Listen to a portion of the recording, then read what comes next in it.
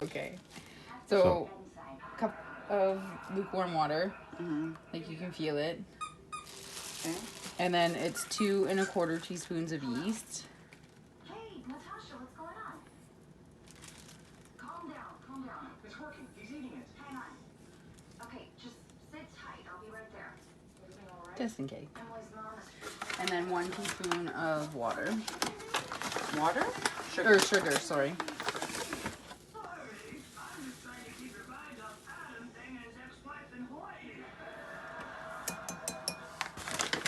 And then you mix that. And then you have to let it sit for like 5-10 minutes. Make sure that this is gonna get bubbly. So like in a few minutes, you'll see like it'll be like foamy on the top. And that's what you want. And that's how you know that the yeast is working. So you can see the yeast, like it's starting. It'll work. It's starting to bubble. 8 cups of flour. Like that or heaping? No, not heaping, like level. Like that? Yep, that's fine. So now? Now, the recipe calls for 1½ teaspoons of salt. I did more in the last batch. How much did you do? I probably did about 2½. Okay. So just under a tablespoon. Okay, so 2½ how much? Teaspoons. Teaspoons. So like just shy of a tablespoon.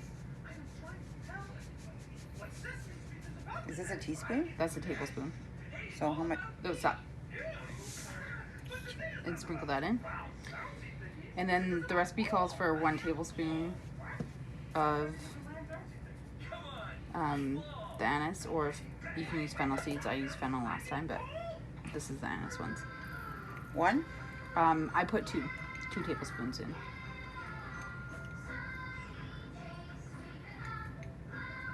I don't know. Yeah. 1 more.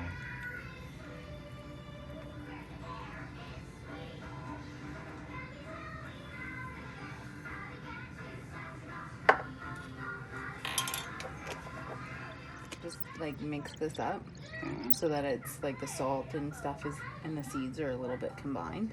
Okay. And if you think that there's like not enough seeds or you want like more, you can always add more that way too. What do you think? Is there enough? We don't know until we try it. Looks good. There's enough seeds, you think, right? Yeah. Okay. Okay. And now this is almost ready. Might let it sit for like maybe just like another minute. You can see that it's starting, but you want to make sure that it is bubbling. So it looks pretty good. So I pour that in. Pour what in? Pour the yeast mixture in. And then we need a cup of white wine.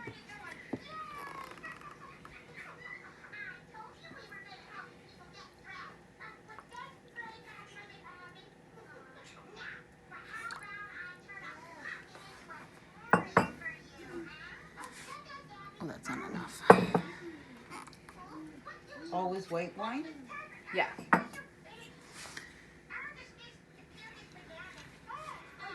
And then 3/4 of a cup of olive oil.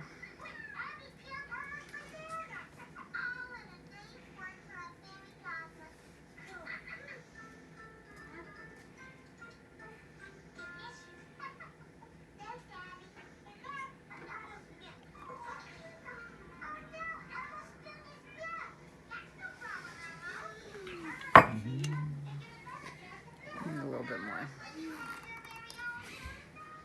And then that goes in.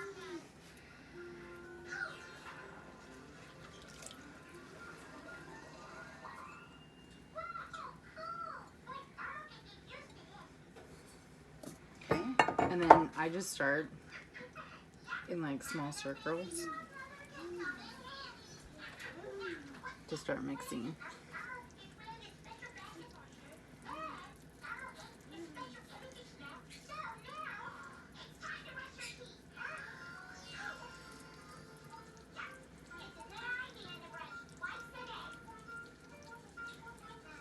And then just slowly add more in.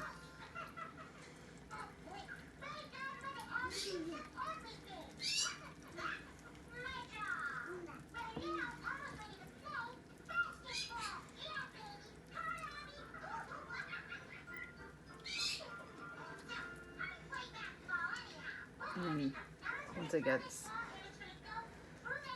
a little bit more doughy, you have like a base, you start kind of folding it in.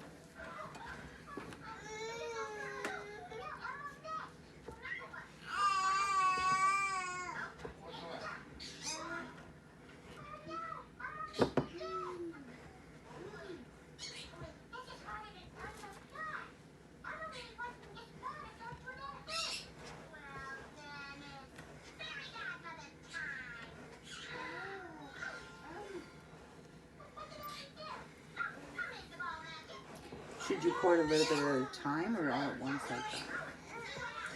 You could do it slowly. I don't ever seem to. Like, I just do it all in one. And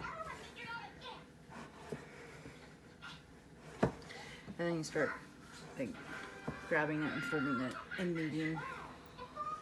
Now, if you have a KitchenAid, If you had like the dough attachment, you could just whip it up in the KitchenAid. Yeah. So if I go do it to my mom, she has a KitchenAid with a dough attachment. Oh yeah, do it that way. Because otherwise you have to knead this by hand for like anywhere from 5 to 10 minutes. That's a true tradition of Nona style. True.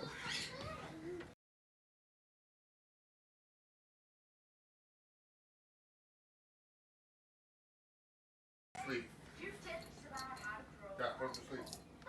Busy. He's pulling his ears. Is boiling water okay? Now that it's like mixed in, it's not as bad. I can get the other water.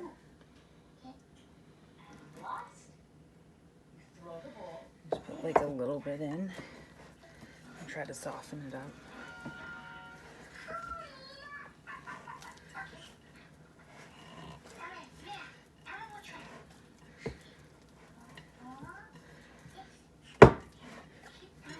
Make it sticky. Yeah, because it felt sticky when we were rolling it. Right?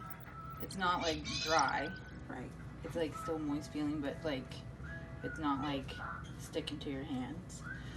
And then you just put it in here and you cover it with plastic and a tea towel over top of that, and then you let it sit for an hour.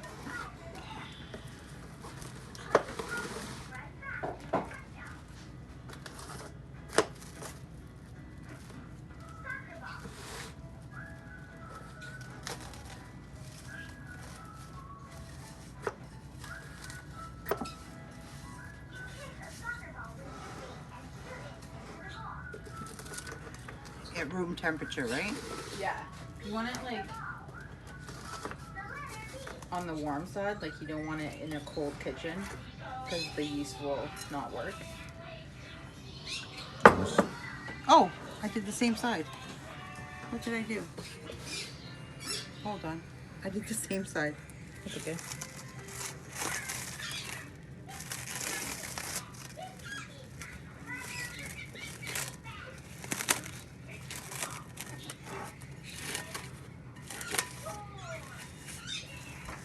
Okay. You just cover it and you leave it for an hour, and it should have like almost doubled in size in an hour. You have your oven on or a warm spot in your kitchen. You can put the dough there, and that way you know that it's not getting too cold.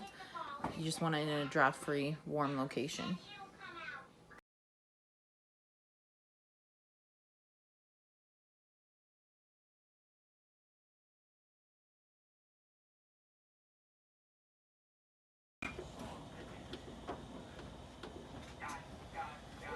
So you preheat the oven to 375, and you put a pot of water on, and you need it to be like a rolling boil. You want to set up like a drying rack or a cooling rack with some paper towel underneath.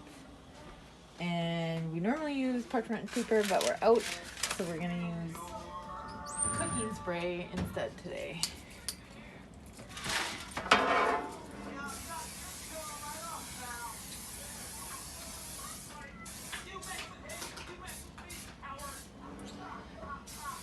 Just lightly.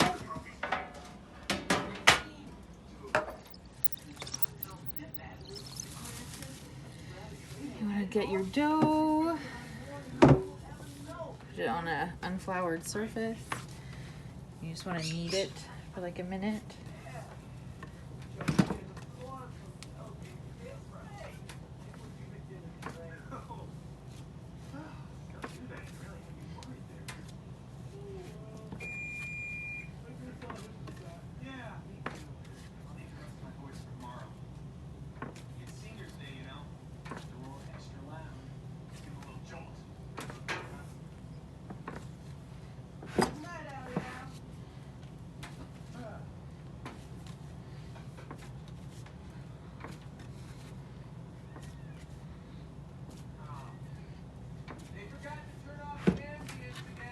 After you knead it for like a minute or so, then you want to divide it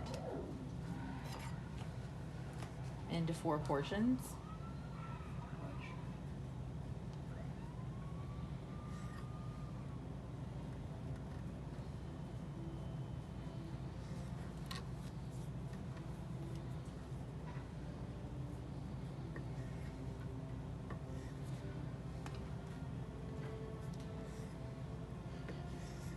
Leave one out, put the other 3 back in the bowl, and cover them up so that they don't dry out.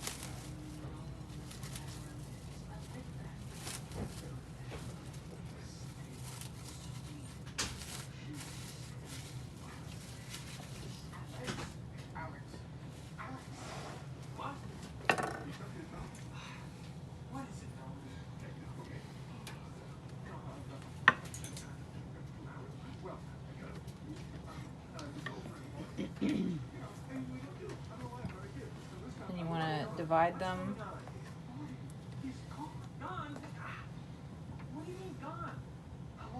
Again.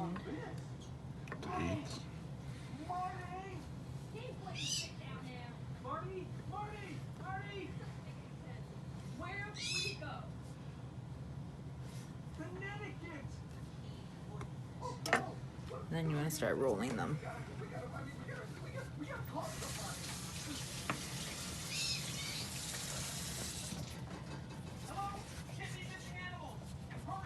Till they're about like a 1/4 inch in diameter.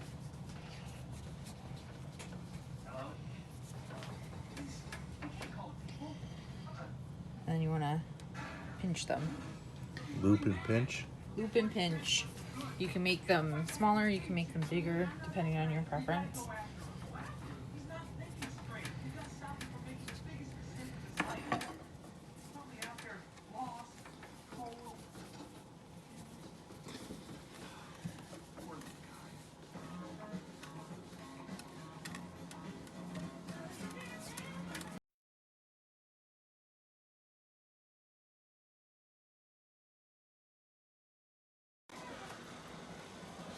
You just drop them into the water.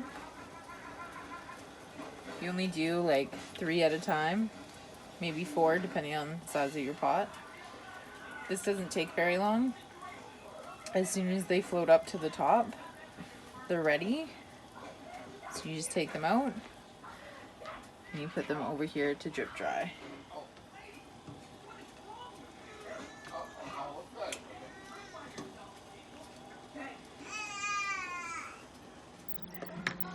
Once they're kind of dried out, you just start arranging them on your cookie sheet.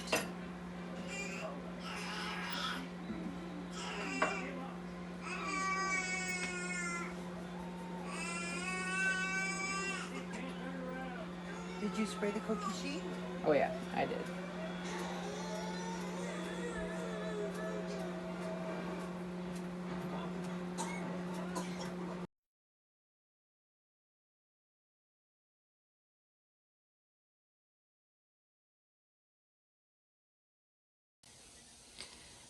Next batch getting ready to go in there. And these ones are almost done. The next batch is ready to go. The oven's at 375. You want to do that, bake them for about 10 minutes at this temperature, and then lower the temperature to about 350. or 360, depending, and bake them for another probably 10 to 15 minutes, and they'll be a bit chewy. If you want them crisper, you have to bake them longer. These ones baked for about 45 minutes.